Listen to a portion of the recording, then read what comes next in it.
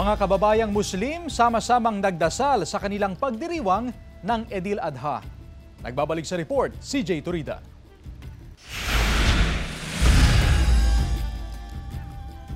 Sama-samang nagdasal ang mga kababayang Muslim sa pagdiriwang ng kanilang Eid al-Adha ngayong araw sa isang mosque sa Barangay Lasip Chico, Dagupan City.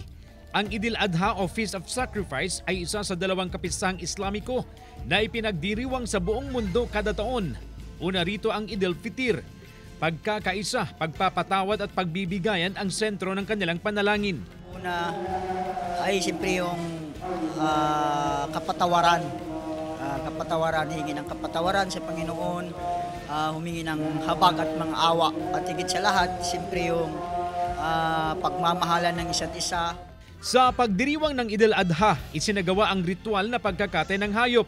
Ang 1/3 ng karne nito ay kinakain ng pamilyang naghandog, habang ang natitirang bahagi ay ibinibigay sa mga maralita at nangangailangan. Ang panalangin namin ngayong araw ay kapayapaan sa lahat ng kamusliman, lalo na sa ating bansa.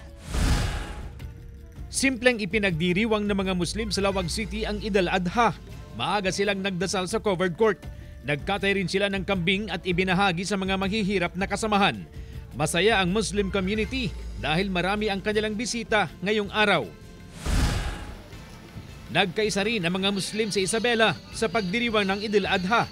Ang pagdiriwang ng Eid al-Adha ay tumatagal daw ng 4 na araw. Para sa bawat Muslim, ang Eid ay oras daw ng pagbibigayan at pagpapadama ng pagmamahal, kapayapaan at pagkakaibigan.